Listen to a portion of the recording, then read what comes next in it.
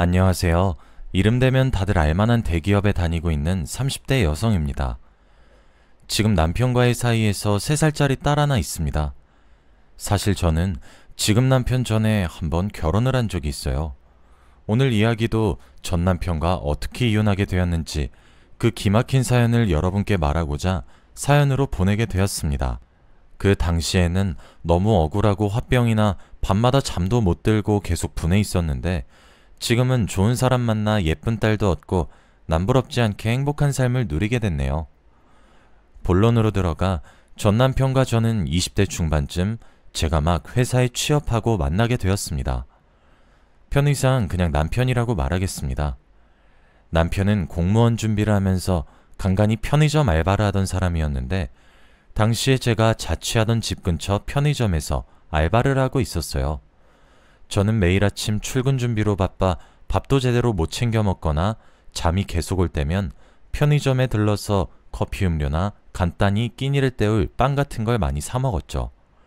남편은 아침 타임 알바였기 때문에 자연스럽게 얼굴을 마주보게 되었고 볼 때마다 늘 카운터에서 책을 펴고 공부 중이길래 얼굴을 익혔을 때쯤엔 커피나 에너지 음료를 2개씩 사서 하나는 남편에게 주며 열심히 하라고 건네주고 그랬었습니다.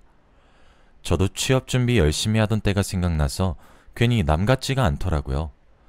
제가 뭘 주면은 남편은 잘 먹겠다고 감사하다고 말하고 그러다가 말도 자주 붙이게 되었죠. 저랑 동갑이란 것도 그때 알게 되고 동갑인 걸 아니까 서로 말도 편하게 하고 그랬죠. 그러다 보니 자연스럽게 서로에게 이성적인 감정이 피어났던 것 같아요. 솔직히 그때는 남편이 공부하느라 꾸미고 그런 거에 관심이 없어 그랬지 객관적으로 뜯어보면 꽤 잘생겼거든요. 남편도 고시 공부를 독학하느라 주변에 여자라고는 저밖에 없었고 저도 회사 생활로 바빠 이성으로 볼만한 남자는 남편밖에 없었어요. 그러던 어느 날 제가 전날 있었던 회식 때문에 누가 봐도 숙취에 쩔어 있는 상태로 편의점에 들리니까 남편이 괜찮냐고 어제 과음한 거냐고 묻더군요. 그렇다고 대답하니까 술도 많이 못 마시는 것 같은데 걱정된다고 혹시 앞으로 회식이나 야근해서 집 늦게 들어가는 날 자기한테 연락해주면 안 되냐고 그러더군요. 걱정되니까 자기가 집까지 데려다 주고 싶다고요. 그때부터 남편의 고백 아닌 고백으로 저희는 사귀게 되었습니다. 그리고 시간이 지나 결혼 얘기까지 오고 가게 되었고 집안 어른들의 걱정이 아예 없었던 건 아니지만 저희는 결혼까지 꼴이 나게 되었습니다. 사실 남편은 그때까지도 공시 준비 중이었어요. 하지만 서로에게 너무 빠져 있었던 나머지 시험은 결혼하고부터도 안 될 거 없지 않나 싶었죠. 제가 아는 언니의 남편분도 결혼하고 1년 후에 7급 공무원 시험에 붙어서 지금 둘이 문제없이 잘 살고 있거든요. 저는 저희 부부도 그러면 된다고 너무 낙천적으로 생각했던 거였죠. 솔직히 결혼해서 가족이 생기면 책임감 때문에라도 남편이 더 열심히 시험 공부에 임할 줄 알았습니다. 그런데 아니더라고요. 남편은 어느새 시험 공부도 내팽겨치고 거의 전업주부가 다 되어 있었어요. 솔직히 제 수입이 평균 이상이고 저희 부모님이 지원해 주셔서 가능했던 거예요. 제가 매달 주는 생활비에 남는 거랑 자기가 모아둔 돈을 좀 더 보태서 주식 투자도 깔짝이는 것 같던데 딱히 이렇다 할 수입이 나는 것 같아 보이지도 않았죠. 그래도 남편 성격상 사치나 그런 게 심하지도 않고 저도 절약하는 스타일이었기 때문에 제 월급만으로 신혼부부 둘이서 사는 데에는 지장이 없었습니다. 솔직히 저도 회사 나가서 돈 벌어오면 남편이 청소하고 밥 차리고 집안일 해줘서 편했던 것도 있었어요. 문제는 시부모님이었습니다. 시부모님은 여기 사연에 나오는 다른 집 시부모님도 다들 그렇듯 조금 막혀 있으신 분들이라 네가 기가 너무 세서 자기 아들이 뜻도 못 펼치고 집에만 있는 거 아니냐, 네가 아들 출세기를 막고 있다 하면서 남편이 전업주부로 사는 걸 못마땅해 하셨어요.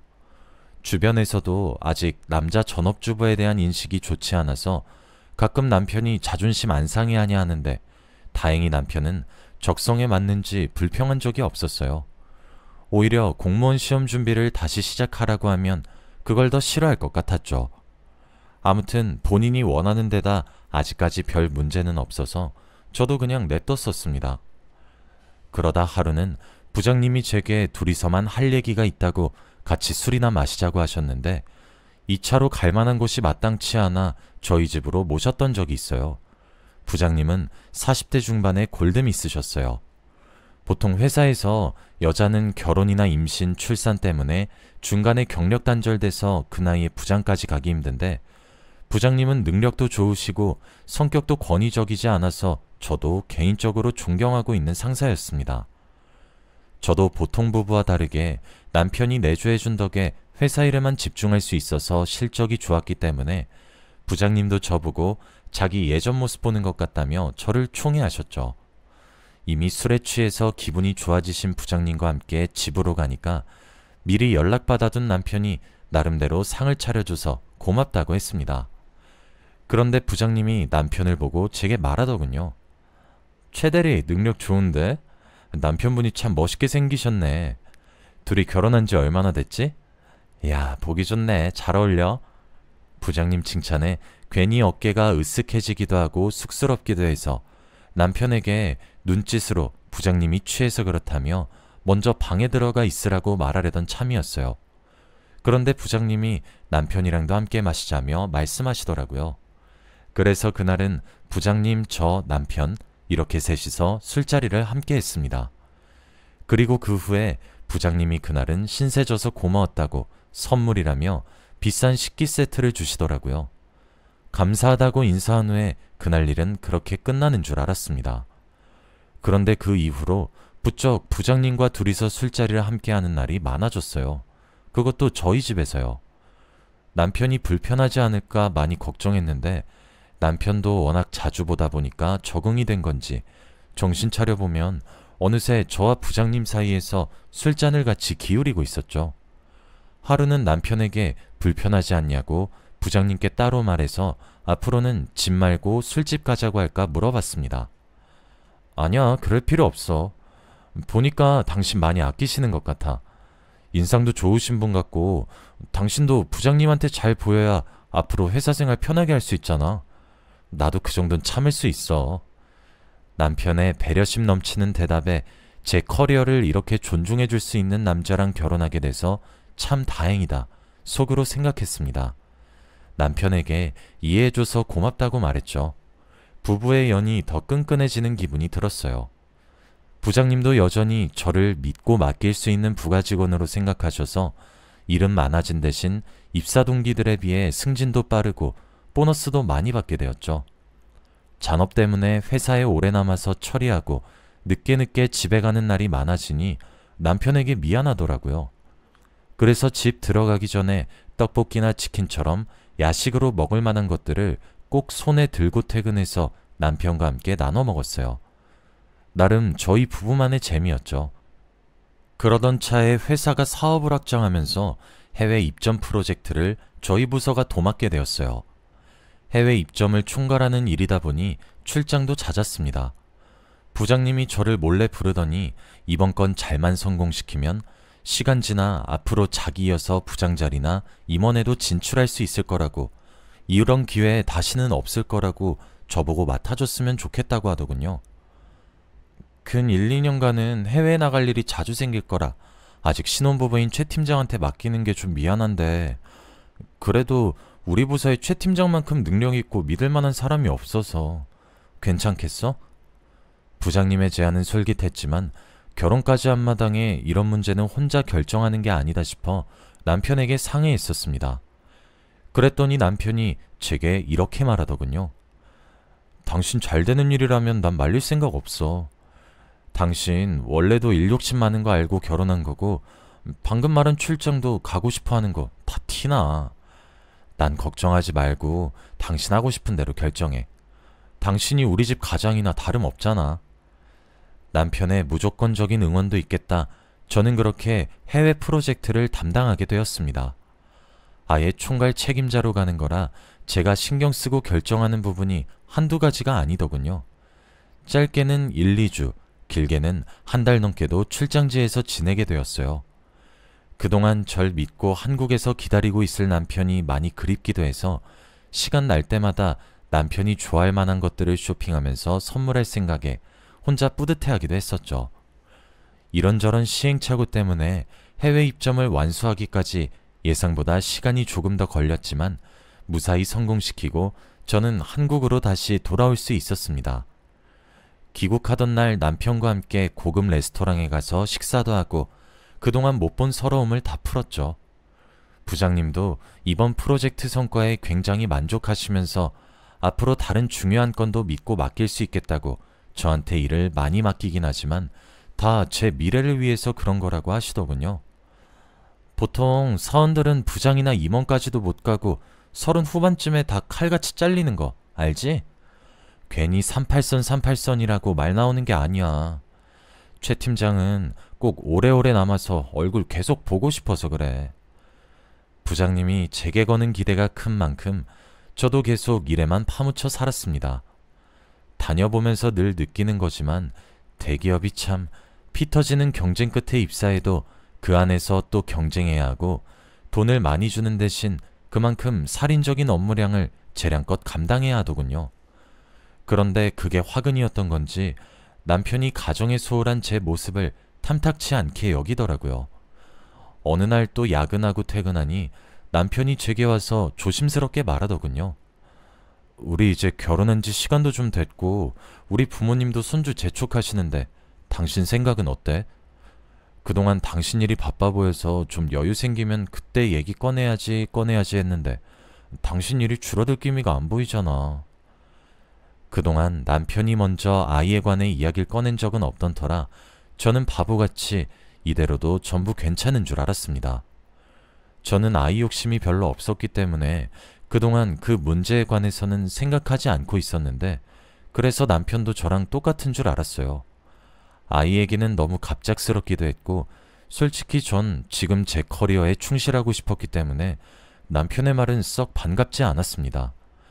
그때 제가 표정 관리를 제대로 못해서 조금 난감한 얼굴이었는데 남편이 그걸 본 건지 혹시 처음부터 애 가질 생각은 없었던 거냐며 저보고 신경질 내더라고요. 당신 아무리 자기 일이 더 중요하다지만 너무한 거 아니야? 결혼한 사람이 왜 그렇게 자기만 생각해? 나도 내가 좋아서 지금 집안일만 하는 줄 알아? 거의 처음으로 부부 사이에 과격한 대화가 오가서 제가 싸움으로 번지기 전에 남편을 진정시키려고 노력했습니다. 잠시만 여보, 진정해. 만약 지금 내가 임신해서 일 그만두게 되면 당장 우리 수입은 어떡하려고 그래? 그랬더니 남편은 제 말을 듣고 더 어이없어 하더군요. 벌어오면 또 얼마나 많이 벌어온다고 유세 떠는 거야 지금? 장인어른이 증여해 주신다던 빌라 건물도 있잖아. 그걸로 어떻게든 하면 될 거 아니야. 솔직히 남편은 무시했지만 저 나름대로 열심히 일해서 기본적으로 600 가까이 법니다. 거기에 보너스 같은 거 합치면 더 되고요. 이만하면 여자가 벌어오는 수입치고는 되게 많은 거 아닌가요? 제 주변에서도 제 나이에 회사 다니면서 이렇게 많이 버는 사람은 못 봤습니다. 그리고 아버지가 갖고 계신 빌라 건물은 전에 제게 증여해 주시겠다고 말이 나오긴 했지만 그 당시 어머니가 지병 때문에 병원에 계셨기 때문에 병원비를 부담해야 하는 아버지께 지원해달라고 떼쓰고 싶진 않았습니다. 결국 그날 이후로 저와 남편은 묘한 냉전 상태를 유지했습니다. 제 표정이 안 좋아 보이니 부장님이 바로 알아보고는 저를 부르시더군요. 최 팀장, 무슨 일 있어? 얼굴이 죽을 상이네. 한참 망설이다가 그래도 그동안 부장님과 싸운 친목이 있어 부장님께 사실대로 털어놨습니다. 남편과 아이 문제로 제가 일에만 집중하는 것 때문에 싸우게 됐다고요. 제 이야기를 잠자코 들으시던 부장님이 솔직히 제 남편에겐 미안하지만 제 생각이 더 맞는 것 같다고 말씀하시더군요. 뭐 나야 최 팀장 직장 상사니까 유능한 부하 직원을 잃기 싫어서인 것도 맞지만 지금은 최 팀장한테 너무 중요한 시기고 지금만 잘 버티면 나중에 회사에 오래 남을 수 있는데 당장은 너무 이르다고 봐.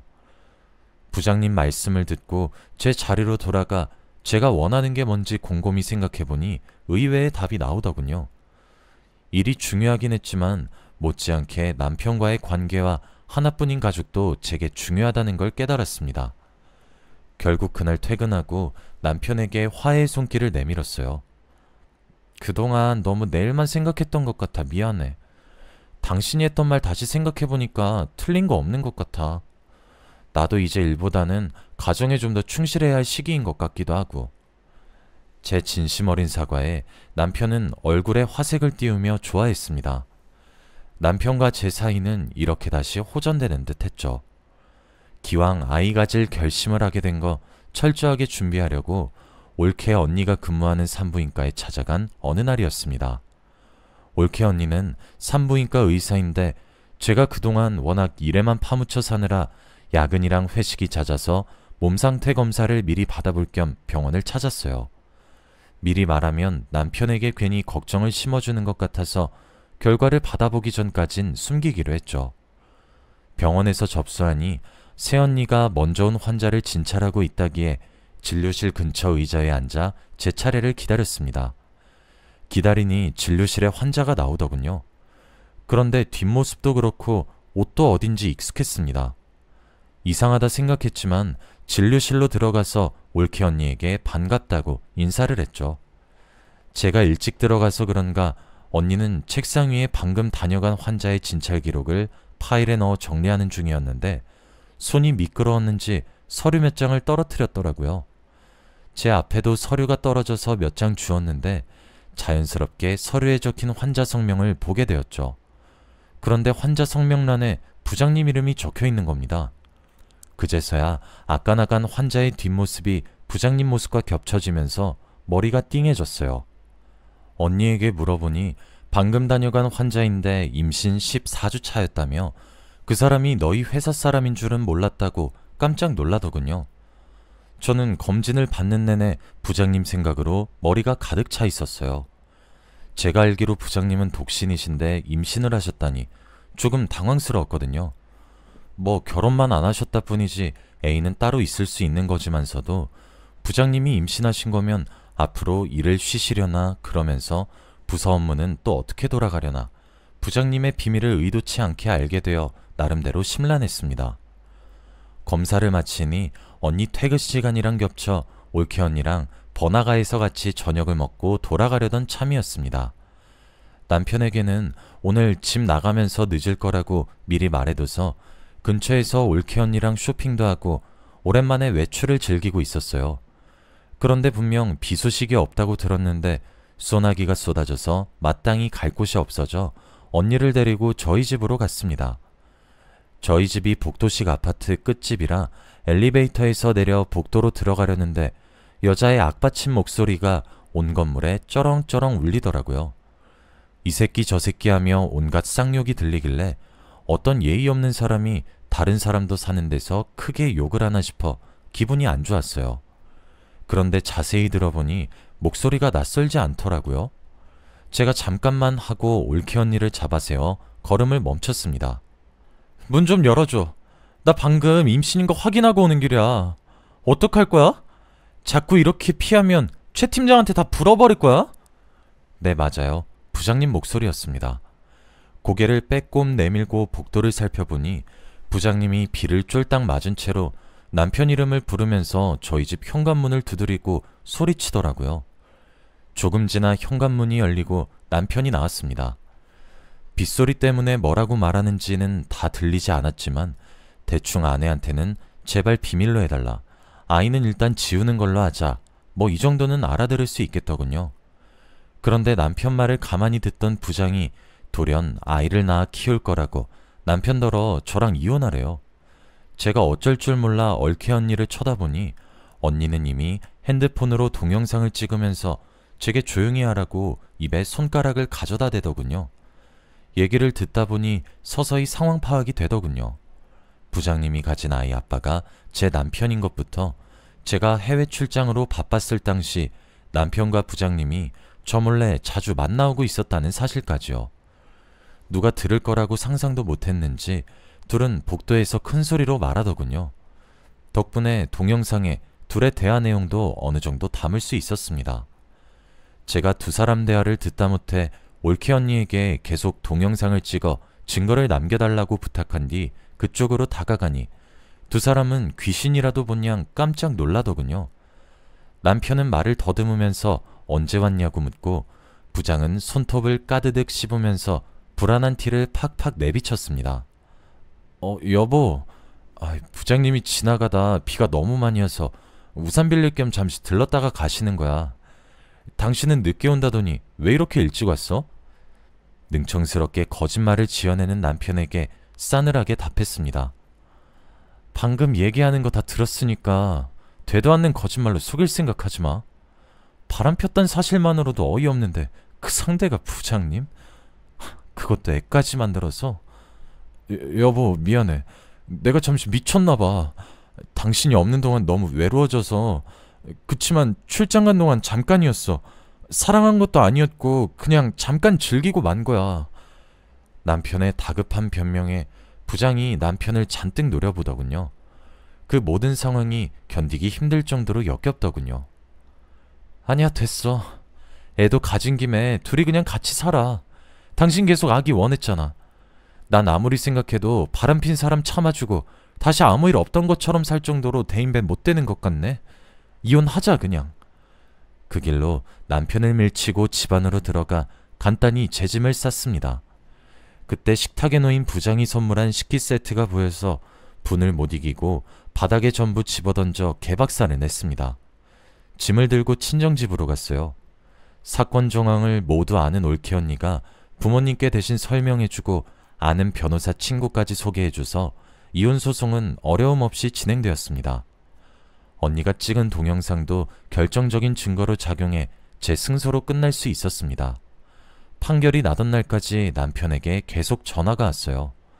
전화로 자기는 부장이랑 살 마음 없다고 한 번만 없던 일로 치고 넘어가주면 안 되냐고 하는데 들어줄 가치도 없어서 그냥 차단했습니다. 더 웃긴 건 전 남편은 저랑 이혼하고 돈이 없으니까 부장이랑 재혼을 하긴 했어요. 그런데 노산이었는지 아니면 천벌을 받았는지 부장이 사산해버리고 그 여파로 부장은 일도 그만뒀다고 하더군요. 돈도 아이도 없으니 전 남편과 부장 사이도 당연히 악화되었고요. 저는 그때쯤 다른 기업의 스카우트 제의를 받고 제 발로 회사를 나갔습니다. 지금 만난 남편도 옮긴 회사에서 새로 만난 사람이에요. 지금 만난 남편과는 아무 문제 없이 행복하게 잘 살고 있어요. 첫 결혼 생활이 실패로 끝나 상처가 깊은 저를 끝까지 기다려주고 아껴주는 모습에 저도 서서히 마음을 열게 되었고 이후 결혼하고 결국 3살 먹은 딸까지 생겼네요. 지금은 저도 일과 가정 둘의 밸런스를 잘 유지하면서 누구보다 행복하게 잘 살고 있습니다. 제 긴 사연 들어주신 모든 분들 감사합니다.